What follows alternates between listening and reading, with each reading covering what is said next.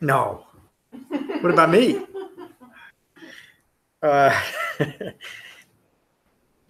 So this article is based on a narrative from a few different sources. The reason I'm saying that is it's not something that's included in the Sutta Pitaka, although there's two suttas at the end of the short ones that relate to the actors Sariputta and Moggallana. Most of this is based on Nyanaponika Thera's different articles about the life of these two men. Some of it is taken from Richard Gombrich's work, and some of it from memory. I don't know if you've ever heard of Christmas Humphreys, but he was a Buddhist scholar in a very general sense, but a brilliant man. Passed probably 20 years ago. And I couldn't find, I remember as I was going through this, remembering some of the things that he wrote, but I couldn't find the material. So some of that is by memory, but I'm trusting my memory a little bit. And then as you know, with most of my translations of the suttas, meaning translations from the scholarly account to a more usable and meaningful account. So I've made some slight changes to relate more closely to what the Buddha actually taught, rather than trying to maintain a historical and almost type of plagiaristic connection to what these other gentlemen wrote. But it is very similar. David read the other accounts, and this is chronologically the same as those other accounts. Okay, and so I'm just going to read the narrative. I'm not going to comment much until I get to the end of it. But if you have any questions, just please holler about the narrative. It's a great story, though. So put yourself back in the Buddha's time. And shortly before Siddhartha Gautama, the future Buddha's birth, Upatissa and Kolita were born on the same day in neighboring towns.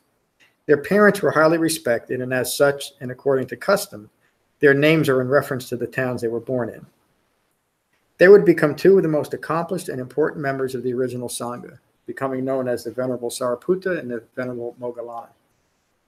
They both possessed great intellect and thirst for knowledge, and excelled at intellectual and recreational pursuits.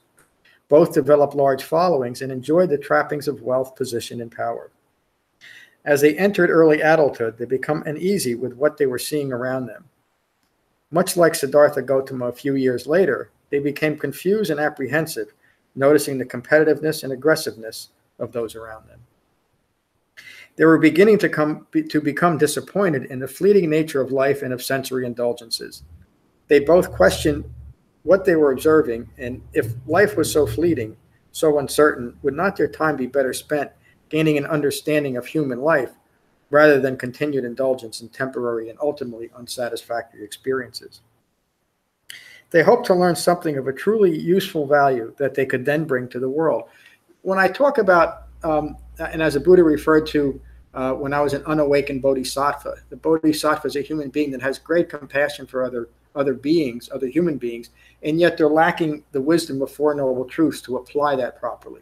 And so they're describing themselves, or the narrative is describing them as true bodhisattvas. They had all the trappings of wealth and power. They could have lived their lives in that, and they realized that there was something more that they could offer. That's the meaning of an unawakened bodhisattva. And most all of us as human beings possess that within us, don't we? In some, it's more developed. In some, it's masked by psychoses. But as human beings, we all possess this skillful need to help others. So they both left their homes and entered into the life of homelessness, the life of wandering ascetics. Again, much like Siddhartha Gautama's experience wandering around northern India. They'd likely encountered some of the same spiritual teachers as young Siddhartha did. They too found no useful understanding. They returned to the region of their birth, Rajagaha. They agreed that whichever of them found the understanding they were seeking, they would inform the other. By this time, Siddhartha Gautama had developed profound right view, ending ignorance within him. Siddhartha had accomplished the task of awakening. He was now a Buddha. Siddhartha had promised King Bimbisara that upon his awakening, he would return to Rajagaha and teach him what he had discovered. The Buddha spent a few months after his awakening in Uruvela, which is now Bodh Gaya, teaching locally while waiting for the rainy season to end. And one of the great occurrences during that time is the Buddha, during that first rainy season, presented those first 3 suttas that we always go over on retreat, establishing the overall foundation for everything that he would teach from that point on. You remember that those 3 suttas refer in a general way to impermanence and not self-characteristic and resulting dukkha. When the rainy season ended, the Buddha left to fulfill his promise to the king. Upon Siddhartha's return, he instructed the king in the Dhamma. King Bimbisara, grateful to the young Buddha, established a bamboo grove monastery for the Buddha and his growing followers. One of these followers was Assaji. Assaji was one of the 5 ascetics. Kandana was one of the other ones. Was one of the 5 ascetics that wandered with Siddhartha prior to his awakening. Assaji was on his alms round. You remember that as the Buddha taught his second discourse on the not self-characteristic, Assaji awakened at that point. So he was an awakened member of the Sangha for at least a few months now.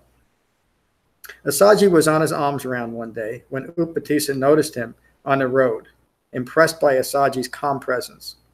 Upatissa, not wanting to interrupt Assaji on his alms round, not like Bahia, waited for Assaji to relax and have his meal. Then Upatissa asked Assaji who his teacher was. Assaji told him of the Buddha, a rightly self-awakened one. Upatissa asked what this teacher proclaimed. Assaji told him that he has only been a disciple of the Tathagata for a short while, but will explain his teachings as succinctly as he could. And then he says, all things arise from a cause. The cause is ignorance, and the path developing cessation of ignorance is an 8-fold path. This is my teacher's doctrine. Now remember, Assaji knows the whole Dhamma. He's an awakened human being. He's not yet confident in getting any deeper in this, but he knows that he's telling Upatissa everything that he needs to know to become interested in what the Buddha has to teach. Upon hearing these words, Upatissa's mind began to clear, and he realized that here were the means for his own understanding. He asked Assaji where he could find this great teacher, and Assaji told him that he was nearby in the Bamboo Grove Monastery. Upatissa, thinking of his friend Kalita, told Assaji to go ahead, and he would find his friend, and they would both see him soon. Upon finding Kalita, he told him of his discovery. By his appearance, Kalita could sense that his friend had discovered something remarkable. Upatissa described what he had found, and they agreed to find the Buddha. Out of respect to one of their teachers, they decided to first go to the wanderer Sanjaya. Coming upon Sanjaya, they told him that an awakened one, a Buddha, had appeared in the world. They said to him that his doctrine is well received by many and that he had a large group of monks following his path. They hoped that Sanjaya would realize their sincerity and join them in traveling to the Buddha. Sanjaya declined and offered Upatissa and Kalita senior positions in his Sangha if they would stay and teach as one of his disciples. Upatissa and Kalita both declined and asked Sanjaya directly to come with them. Sanjaya told them that they may go, but he could not. And so they asked why he could not join them. Sanjaya told them, I have a large following, teaching many. I cannot now become a student of another. A little bit of a self-referential ego self there. And again, I'm not making fun of Sanjaya. It's that view of himself that's preventing him from learning from an awakened human being. That's the point why it's included in here. Upatissa and Kalita pleaded with Sanjaya, a Buddha has appeared in the world. Large crowds flock to him. We are going as well. What will become of you?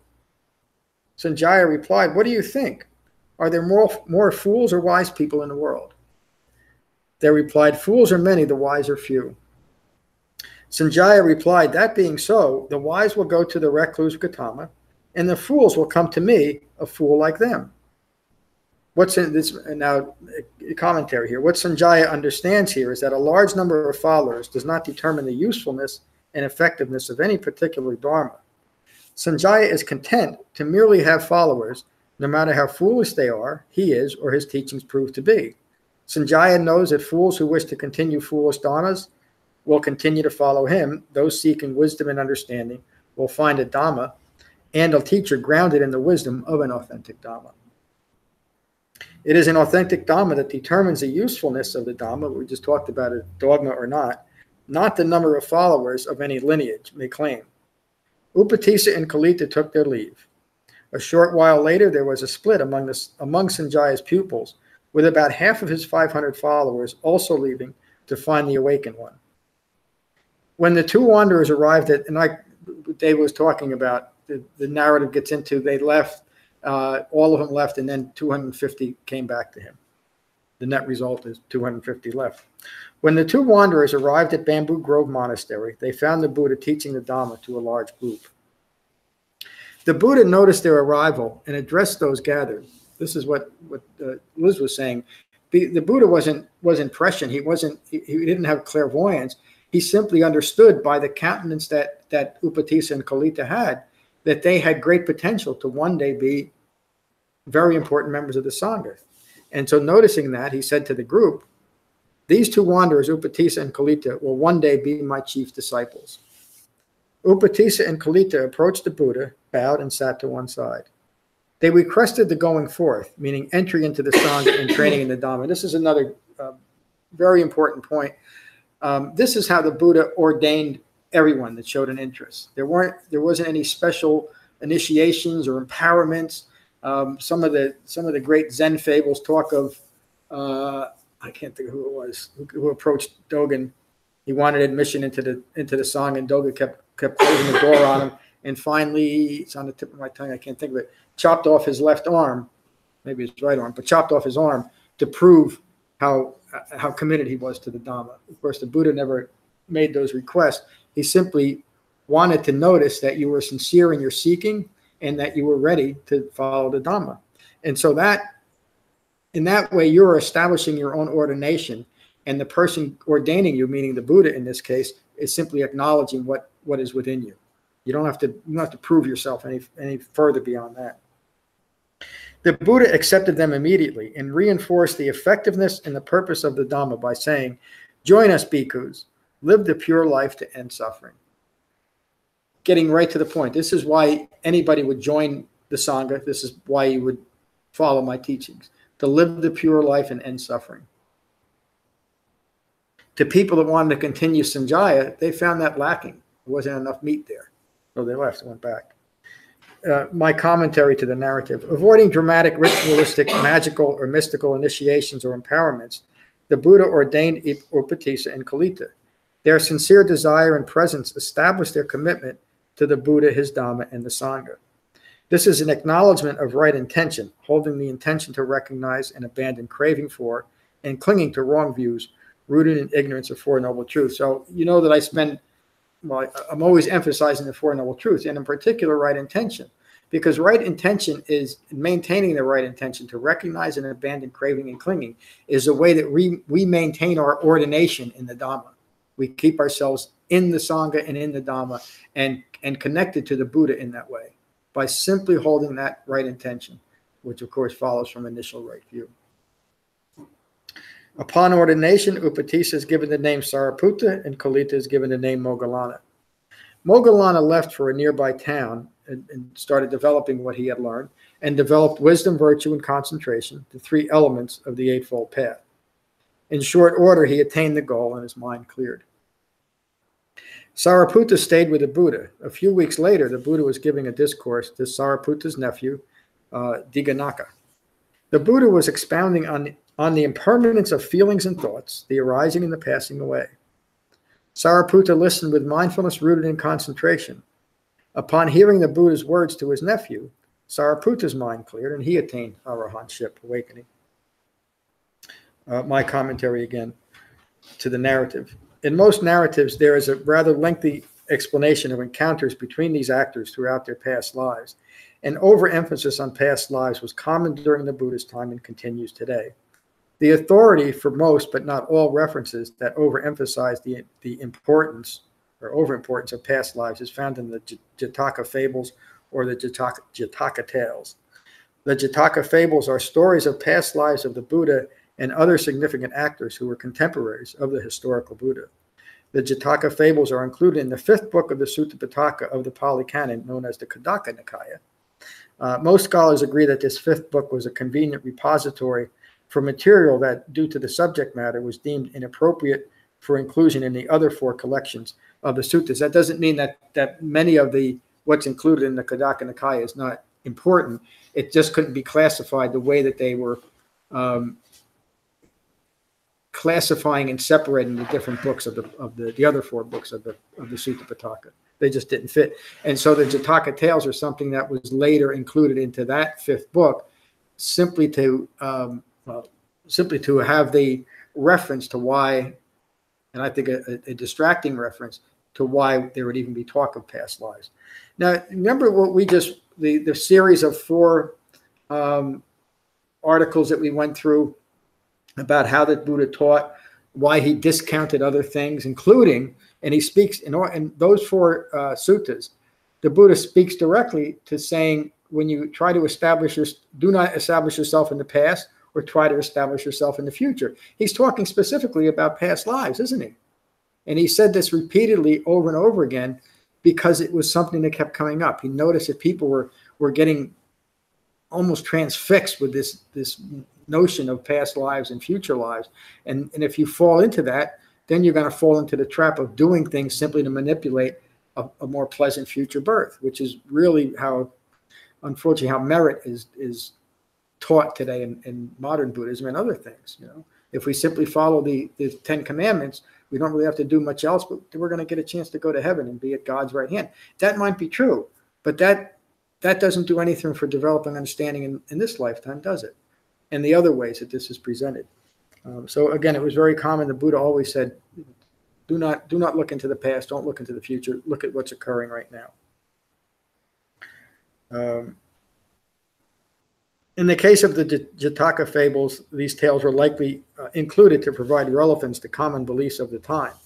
When seen in the context of dependent origination and Four Noble Truths, the fables can be useful in dramatizing the wisdom, virtue, and concentration necessary to fully develop the Eightfold Path. In other words, when you see them just as they are, as fables, as stories, then you can get the stories almost always display the Buddha and these other actors as having an ongoing intense desire towards compassion and towards understanding. And so the stories are about things that they did in their lives that would show the need for continued intention and right effort. And so some of these stories, many of these stories, have the actors as different types of animals, and what these animals would do. A famous one is the Buddha. The Buddha is a got to remember the whole thing, so I do it right. The Buddha is a tiger, and the tiger's cubs are starving, and there's no food around. So Buddha, the tiger, lays down his body and has the children eat him. Well, maybe that's true, and it's a beautiful story. But we could get lost if we're looking for fantasy and miss the point. This is the kind of determination that it needs to develop the Dhamma, and that's why the Buddha would reference it in this way. In most of the narratives, there's a very long description of all this taking place and the significance of it. But the significance of it, there's no significance to it. It's irrelevant unless we understand what we're holding in mind determines our awakening, not what we were in a past life. A good example of that, the best example, and I think it's one of the reasons why it's included, is not just the Bahia Sutta, but the Sutta on Angulimala, the murderer. So in this present lifetime, Angulimala, the murderer, has murdered 99 people.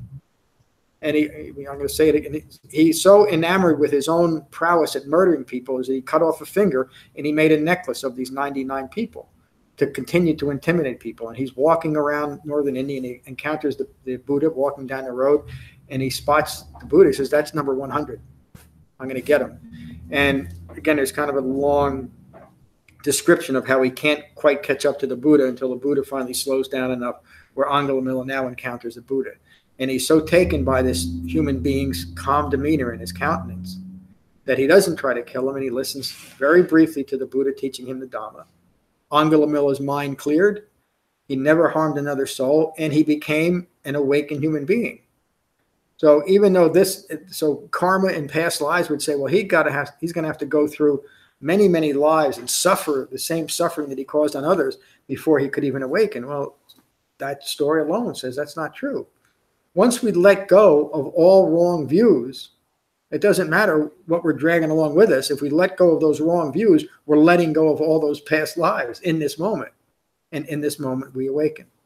And that's the whole point. So we can get into, again, I'm going a little bit too far in this, but it's mentioned a lot. We can get into past lives, but the significance of it is taught by the Buddha. And the significance of that is simply they're not significant.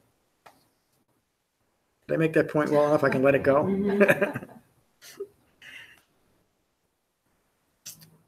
So, yeah, I'll let that go too.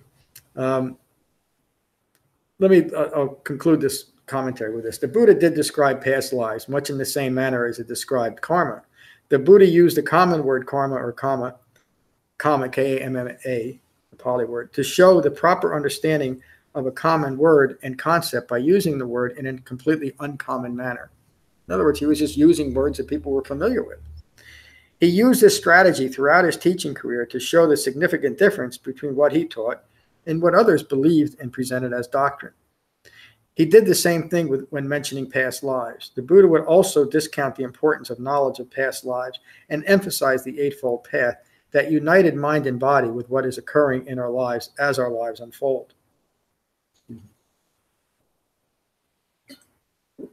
A careful and skillful understanding of the Buddha's Dhamma shows the importance to develop profound concentration, supporting the refined mindfulness necessary to hold in mind all factors of the Eightfold Path and to establish profound right view with what is occurring. I mentioned that. This gets into a little bit more of what I just said. Avoiding overemphasizing past lives while being mindful of what is occurring in the present lifetime forms the foundation for awakening in this present lifetime. And the Satipatthana, the Anapanasati Sutta are very good examples of that, as well as the Nagara Sutta. So the narrative continues, again, with examples of both Sariputta's and Moggallana's significant contributions to the original Sangha. The Buddha would often talk about the importance of a Buddha having two arahants beside him, increasing significantly the exposition and the effectiveness of his Dhamma in entirely practical ways. Both Sariputta and Moggallana were able to be examples to novices as well as established monks and nuns. They assisted in the administration of the Sangha as well as teaching when the Buddha was absent from the Sangha. They achieved greatness not because of what they were able to acquire. They lived simple and austere lives. Sariputta and Moggallana continued to provide inspiration towards developing authentic and meaningful lives, leading to awakening for all aspirants. The example of their determination to awaken and their complete willingness to recognize the three marks of existence and abandon wrong views rooted in ignorance of Four Noble Truths. I'll read the introduction. The following sutta is much like the Nagara Sutta in that Sariputta describes the mental qualities he developed that form the foundation for his achieving arahantship. And so these next two very short suttas, one is about Upatissa, the other was to Moggallana. There's many, many other suttas where these same actors are mentioned. Some of them they're teaching, some of them they're just being used as an example. And I'll probably get to them. I'm thinking that this series, which is going to be somewhat intermittent about lives of important actors, both monks and nuns, will probably end up being maybe my next book, but who knows. But they're really interesting stories, aren't they? To understand what these actors were doing during the life of the Buddha. Ram, do you have your hand up? Or you just I can't tell. Okay. The Upatissa Sutta about Upatissa. A monk well established in the heartwood of the Dhamma, Venerable Sariputta, addressed those gathered. Friends, as I withdrew from seclusion, I had these thoughts. Knowing impermanence, when change occurs in the world, would sorrow, regret, pain, distress, and despair arise within me? Then I had these thoughts. Knowing impermanence, when change occurs in the world, sorrow, regret, pain, distress, and despair would not arise within me. So again, he's talking about having now developed the Buddha's path. He's not prone to any type of suffering at all. So Ananda had a question. Venerable Nanda was present and said to Venerable Sariputta, Sariputta, my friend, What if there were change in our teacher, in the Tathagata? Would sorrow, regret, pain, distress, and despair arise within you? In this case, they're referring to if he died, which of course he will. Sariputta replied, even if there were change in our teacher, in the Tathagata, sorrow, regret, pain, distress, and despair would not arise within me. My mind would remain at peace. I would then think, if our teacher, if the Tathagata were to remain in the world, it would be for the welfare, benefit, and happiness of all beings. I would then think a being of great purpose, of great accomplishment, of great powers has disappeared. Venerable Ananda, himself understanding the three marks of existence, declared, Venerable Sariputta's eye-making and mind-making and obsessions with conceit have long been uprooted. Even if change occurs to our teacher, to the Tathagata, no sorrow, regret, pain, distress, or despair would arise within him. He's simply describing Sariputta's mind as a mind of equanimity. It's interesting that, and this is recounted in the Mahaparinibbana Sutta, where the Buddha's, the Mahaparinibbana Sutta recounts about the last 90 days of the Buddha's life. And towards the end of that, he's dying of food poisoning, of sepsis. Ananda pleads with him to give him one last teaching. What are we going to do without our teacher? And we know that Ananda has not yet quite awakened, even though he was teaching for many years. He had a good grasp of the Dhamma. And it wasn't until a month after the Buddha's passed that he finally awakened. The Kalita Sutta. The Buddha was in Savatthi at Jita's Grove, Anathapindika's monastery. Venerable Moggallana, Maha meaning he's now exalted. He's set himself up as a senior monk with great knowledge of the Dhamma. The Venerable Moggallana was sitting nearby, established in mindfulness, well concentrated, his mind united with his body. The Buddha recognized a profound concentration supporting the refined mindfulness of Moggallana and declared, with mindfulness immersed and well established in the body, it's an important line, restrained with regard to the sixth sense base, well concentrated, this one can know unbinding for himself or for themselves. That's the end of that quick sutta. Again, in both of those suttas, the Sariputta is describing his Dhamma practice. In this, the Buddha is using Moggallana as an example of what an awakened being acts like, what he looks like, and what he has done to develop awakening. Thank you for listening to these wonderful stories. I hope you found it the same. Any question about this before we go around the room? Lorna, good to see you tonight. Thank you. Good to be here.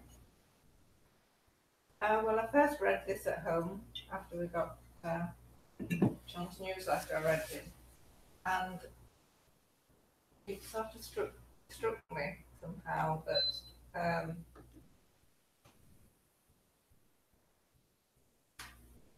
really that being in wrong view, how upsetting and all the dukkha that we experience by being in wrong view. And it sort of just came home to me that so many ill feelings arise in us, which is what we discussed last week, actually. Is it the fetters, they call them, or fermentations, or whatever? Fermentations, but they're all the same. That we discussed last week. All those feelings, just how much they contribute to our stress and how much we create our own stress by being in wrong view.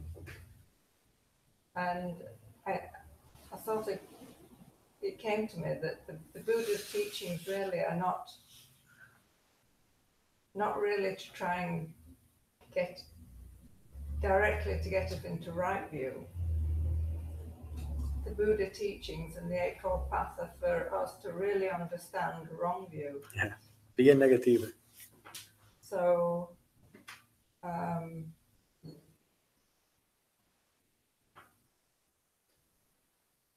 so we can just really understand wrong view, and it's only by chance that if you can lift yourself out of wrong view by understanding, that you will go into right view. The purpose of the Dharma is not to try and get into right view. The purpose of the Dharma is to get out of wrong view, which is out of the suffering. Yeah. And you just coincidentally go into right view. But But you don't try and get in right view by desiring to be in right view, because desiring to be in right view is just that. You're not giving up anything. When you're Another line the Buddha uses. When you're thinking about trying to be in right view, you're not giving up anything to do with your referential thoughts and your ego thoughts and all that sort. You're just daydreaming almost. Yeah. You have to be willing to look at the suffering which is caused, that we cause ourselves while we're in the wrong view. And I've never seen the Dhamma that way before. Wow. That's really amazing. You know, that's the whole point. And so you could say that right view is the goal, and it is. But we can't use the goal to ignore what's going on in our mind. We have to first clear our mind of ignorance before wisdom or right view can arise.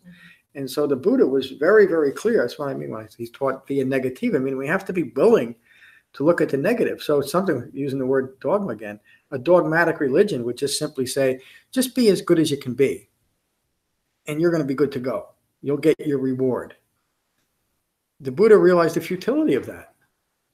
And so, and he also understood that anything that would come out of his mouth that would contribute to continued wrong view would be the most cruelest thing that he could do, no matter how much it might make somebody feel good. He wasn't concerned about that. He was concerned about ending suffering for good in our minds. And so he did teach a very well-focused and very narrow Dhamma so that we wouldn't continue to engage in our wrong views. There's no, when you practice the Eightfold Path, eventually you get to the point where you recognize all wrong views and simply let them go. We talked about that a lot. What do we do when we recognize a view? Let it go. Come back to what's occurring. And in that way, you could say that then right view arises. But it's also something that we're working towards to develop that. We're developing it by letting go, by recognizing and abandoning anything that would get in our way of that. So thank you for that. Can I just add one more? Sure.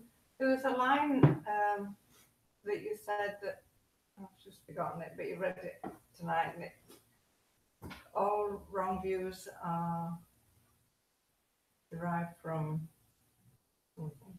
I probably said from ignorance. Was it from ignorance? Mm-hmm. I hope I said that, because that's where that's what ignorance. I should have maybe written it down. But you read it. It's the explanation where the friend is asking what the Buddha taught.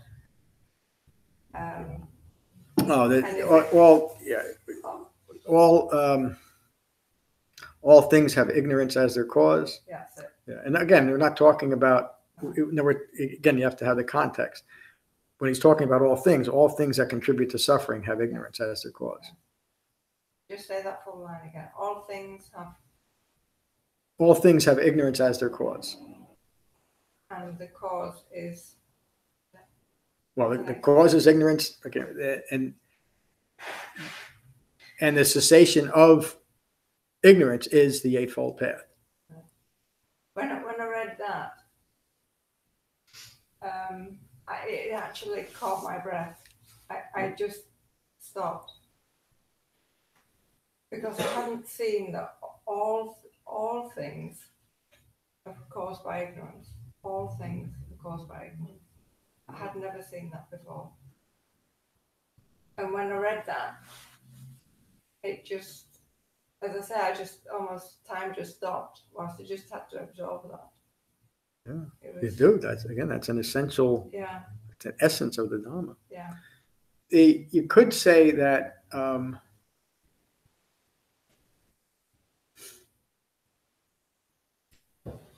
my relationship with things, my reaction to things of the world, and now we're talking about everything in the world, if they're rooted in ignorance, causes suffering. But again, Sariputta knows, and Moggallana knows the context of what he's talking about, what Assaji was saying there. So that's the situation. That's what he's getting right to the heart of the matter. And of course, they recognize it because they have been on their own quest, just like the Buddha was, to understand suffering. And so when somebody finally explained it in a very succinct and direct way, they understood it. They understood it on the spot.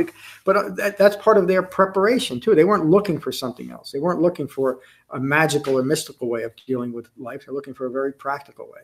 And so as Saji said, it's ignorance that causes all these problems, leading directly to the point. Thank you. Very insightful. David, good to see you tonight. The one thing that struck me in reading that book was he referred to Sariputta as the marshal of the Dhamma. Marshal of the Dhamma. And that occurred to me that what he was talking about was right view, and that he trusted them to be worthy of teaching. And in the Anapanasati Sutta, I'm sure they were there. Oh yeah, teaching these groups of monks. So just as an organizational, you needed these two strong. Entirely practical, yeah.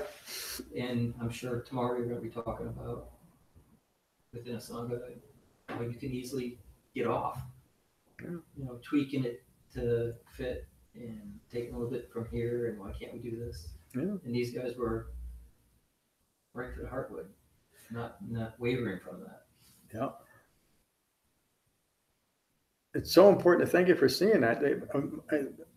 Calling him the marshal of the Sangha means that he was the protector. He was the overall protector of the Dhamma, and then relating it to a well-focused Sangha. We're in that way. We all have the responsibility of Sariputta, if we're interested, to keep the Dhamma pure, especially within a Sangha. I mean, that's a decision I made many years ago, but it's also something that came to fruition because of all of you, because of your well-focused and right intention to just be interested in this and not want to. There's always been more so in the beginning, but there's always been a kind of a push to make this more than it is, to add something to it. And I remember saying to someone via some email back and forth, let's just have one place in the world, if it is the only place, where only the Buddha's Dhamma is espoused. And it seems to be working pretty well. So we're all marshals of the Dhamma. We are fortunate for all those actors, though, the important ones, including Sariputta and Moggallana and Ananda, Anathapindika, King Ashoka after the Buddha's death. They were also protectors of the Dhamma, and they knew how important, they knew how precious it was, and that it did need, even though it was the truth, it needed a marshal or many marshals to protect it. Thank you, David. Mary, good to see you tonight. How are you? You, John. Good to see everyone. I thought it was a story where the two gentlemen were fine examples of the Dhamma. They were examples of right effort and right concentration. Yeah. So I thought it was very good sutta. My practice is going well, and my concentration is improved and in a variety of situations and on my cushion, and that's quite impactful to me to see that my concentration is improving, and I'm sure it's as a result of the retreat as much as it is the daily work, of the Dhamma. But again, going back to the sutta, right effort, right concentration is what they model. Yeah. And that's good behavior for the rest of us to follow on our individual paths. So, Thank you. Yeah, I mean, that's one of the reasons why I read it and wrote it is because it's such a good example of that. And you mentioned the retreat having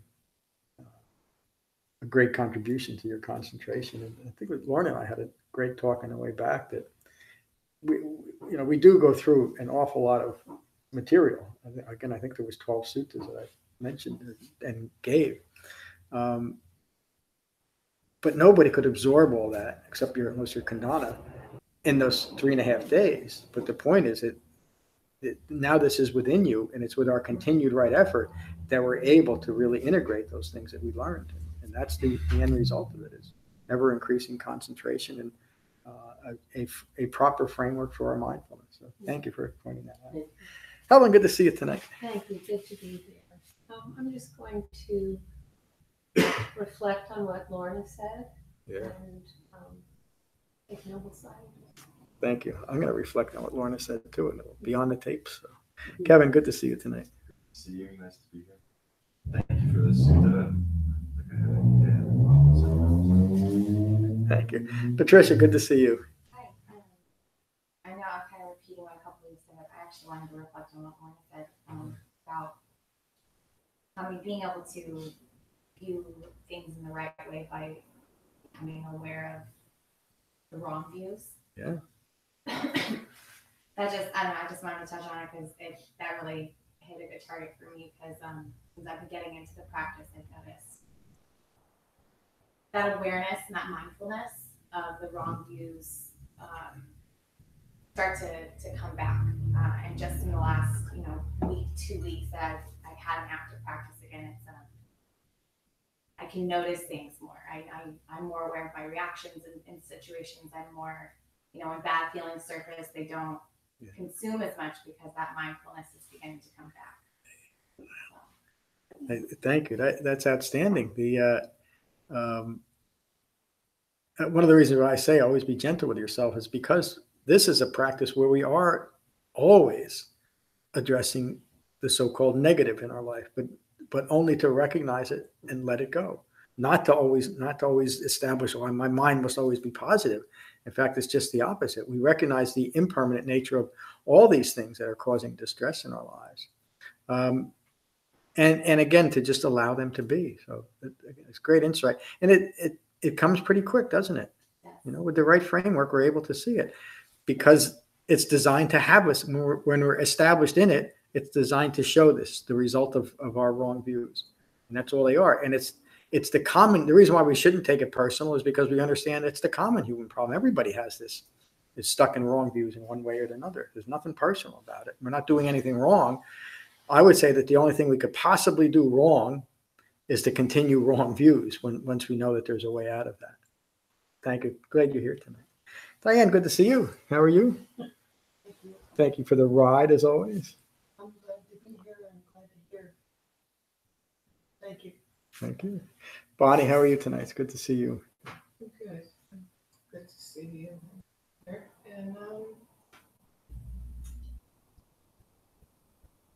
you can listen. You are. Thanks. Ram, how are you? Good to see you. Good. Nothing to add. Wow. Yeah, it was. Thank you. Frank? Liz? Can I be frank with you? You have to be Liz for me. You can't be. You have a Frank. I've gotten through the practice, the idea of right view. I've gotten much, much better about having to feel like I need to fix things. I think of us have a tendency to do that. But I'm still struggling with the empathic issues of feeling other people's pain, people living in confusion and stressful situations. So when I heard what Lorna was saying tonight with the question she was asking, and I think maybe the majority of us were affected by that,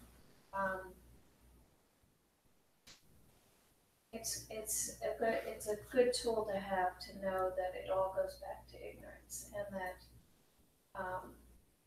we can be gentle with ourselves in the moments of feeling so empathic for someone else that it brings some pain to us. If we can just sort of separate poppy seeds from the rice, and remember to be gentle with ourselves, and that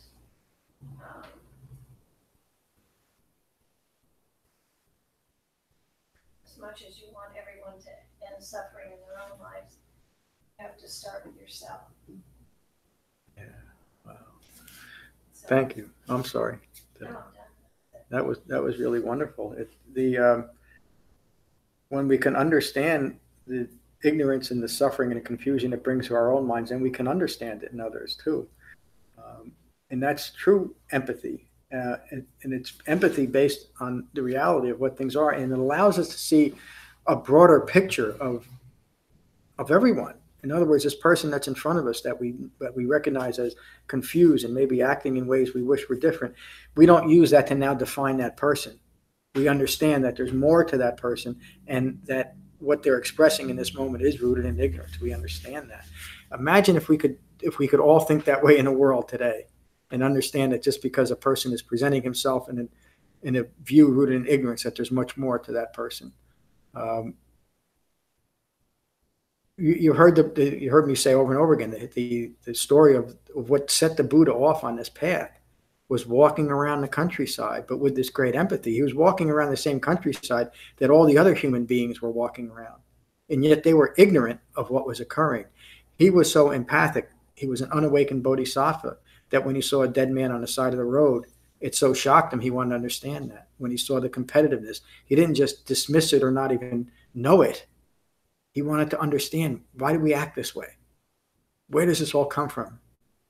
And he eventually found out this great mystical, magical understanding, this great practical understanding, is that it's ignorance of the way things are. And if we could only dispel that ignorance, we could end the suffering, at least within ourselves. And so he came up with an eightfold path to do that, to pierce that veil of ignorance, to pierce our own resistance to recognizing the nature of our own ignorance, and so awaken. And it's just that direct, non-dogmatic path. Again, maintaining right view. The eightfold path begins with right view. It implies right from the beginning to be mindful of wrong view, and don't try to incorporate it. We have to recognize it and abandon it. Any other questions about this? I was wondering about how the story, because I almost always just teach suttas with my commentary, but how the story would go over. I think it went over pretty well. Yeah. Yeah, it felt nice to Yeah. hear the story. Yeah. So there's going to be more as time goes on. It humanizes. Yeah, I think. Sangha.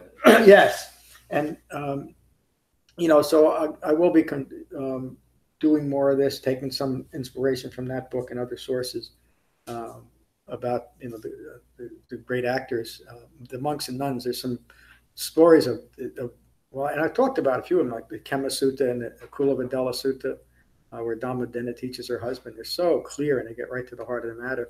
But I never gave much background on those actors. So I think it'll be fun for us all to learn, but also to understand that we are the actors in this Dhamma unfolding too.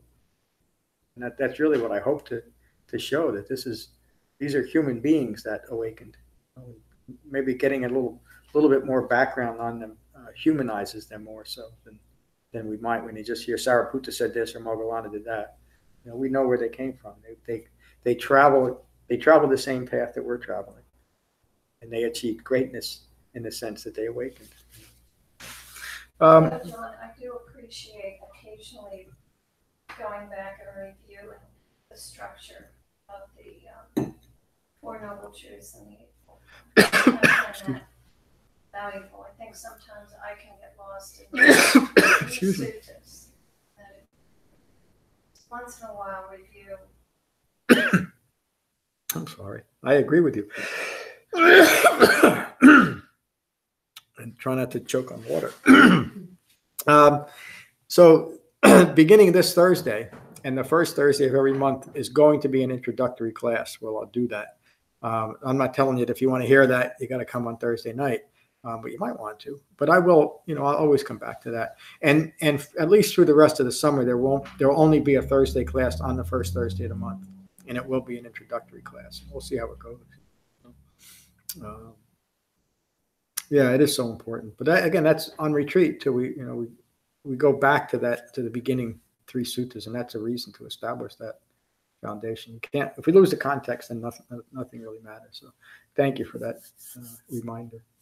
I don't think there's any announcements. We'll finish with the Karaniya Sutta like we always do. So again, find your relaxed meditative posture, and gently close your eyes and gently close your mouths. And again, take a moment to become mindful of the sensation of breathing in your body and the in-breath and the out-breath. And these are the Buddha's words on Metta from the Karaniya Metta Sutta. This is what should be done by one who is skilled in goodness and who knows the path of peace.